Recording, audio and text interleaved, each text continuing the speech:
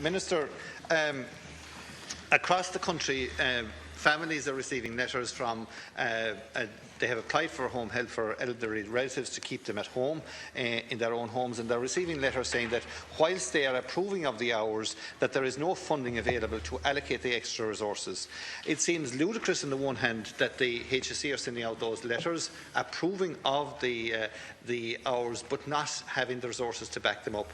And I suppose the home help service has been a fantastic service. It's a fantastic service to allow people to stay in their own homes, to encourage people to stay in their own homes, but there doesn't seem to be a cost-benefit analysis of how well the home health service, if there's a proper home care package and home health service within the country and allocated to patients, what it's going to save in terms of long-term care in nursing homes and so forth.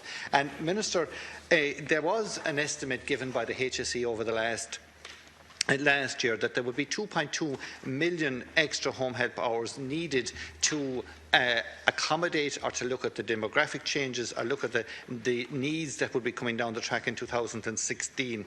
Unfortunately, there was nothing in the HSE plan or in the budget to allocate these hours or to fund these hours. And it seems that in one hand the HSE were saying that it was necessary to have these hours in place to accommodate people in their own homes. On the other hand, the HSE were not putting in place, or the government were not putting in place funding for this. This is ludicrous. And in the programme for government, it said that they wanted to increase funding for home help and home care packages. The last programme for government between 2011 and 2016 said the exact same thing, maybe in different wording, but the exact same thing, but nothing was done in relation to it. Can I ask the Minister, does he accept that there is a crisis in relation to the home help and the home care packages? Does he accept in different parts of the country, we're getting reports right across the country, in different parts of the country the HSE are I suppose dealing with it in different ways, but they are saying that they would have to wait until somebody ceases looking for home help, or that they die and that availability comes in before somebody can be accommodated. And then they're put into the ludicrous situation that there isn't the carers allowance which family members can apply for. It's taking 6 months to process them. Are you aware of this, Minister, that it's taking 6 months to process them? Are you aware that in cases of medical cards it's taking 4 or 5 months for the simplest of medical cards to be processed?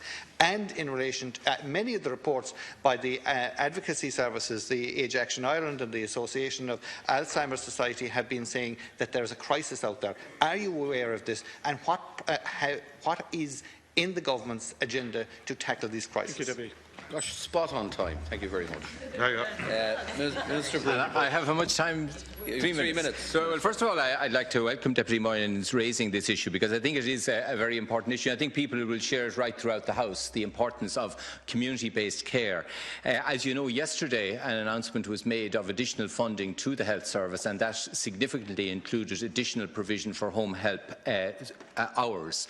It's also important, I think, to bear in mind, and I think the Deputy did recognise it, that the programme for government has made a commitment to increase home help hours every single year. And Deputy Paschal Donoghue, the Minister for Public Expenditure and Reform, will shortly publish the demographic impact on spending in each area of spending, and no doubt in health the demographic impact will include provision built into the 2017 no policy change budget to deal with the demographic pressures that you are talking about. I think the Taoiseach yesterday adverted to the fact that there's a 4% annual increase in the number of people over 85 occurring at the moment, and that clearly creates pressure in areas like home help.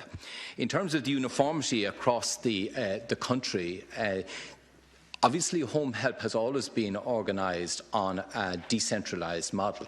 And I think that has been part of its strength, that there are local home help organisers who understand their community. So it has been organised in a way that seeks to respond to local need in a flexible way.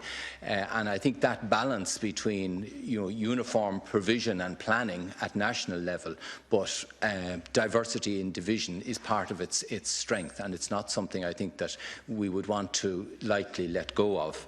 The Deputy also raises issues in relation to delays in the issuing of carers allowance. That has indeed been a problem, and that's a problem as long as I'm in politics.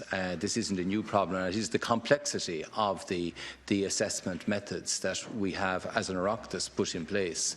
It does require capital assessment, it requires income assessment, it requires medical assessment, and I suppose that has been put in place by the wisdom of the Oireachtas to be a fair way of allocating it, but it does create delays in assessment which are inevitable with that sort of an approach. There is, of course, the carer's benefit, which can be a route for people who are at work and decide to take a break to provide caring, and that can be a bridge because that is obviously based on stamps and doesn't require the detailed assessment that occurs. But I will alert the Minister for Health to your concerns. Well, the Minister for Social Protection, obviously, with the carers allowance, but the Minister for Health in relation to continuing problems you are adverting to in medical card delays. I certainly experienced some improvement in that, and I think the Oireachtas during the course of the last Dáil went out to actually visit and see that improved processes were put in place. Thank you very much, Deputy Moynihan. Thank you for your reply, Minister. I think that we are charged as members of the Oireachtas and members of Dáil Éireann that it's not acceptable to say that there is a system in place for the carers allowance that we just have to walk through. I think that we are challenged to change that. If there is a system there that's bureaucratic in its nature and it is causing undue hardship on families, I think that we are duty bound to make sure that we challenge the system to make sure that it is changed. Do you accept, and do the government accept, that the home health package in particular and the home care package, that in any standard, if it was challenged in a cost-benefit analysis, it is giving a fantastic service to older people and to families, and it is saving the state a vast amount of money. And I would ask you, in terms of the carers allowance and the medical cards, to make sure that whatever has to be done, I mean, it isn't acceptable on a carers allowance if there's a medical report sent in and it takes 6 or 8 weeks for it to be accepted. Any lay person could see that this person is in need of full-time care and attention. It is not acceptable to say that it is the system. We have to change that system because families out there are under savage pressure to keep elderly relatives at home as long as is humanly possible. Thank you very much. Minister, 1 minute to conclude.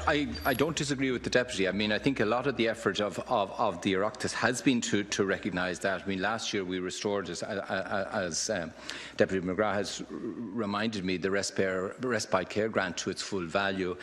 We have sought to improve home help and home care packages in each of the winter initiatives. Substantial improvement in spending in home care occurs. And I think I agree with the Deputy that we need to try and keep as many people independently in their home as possible.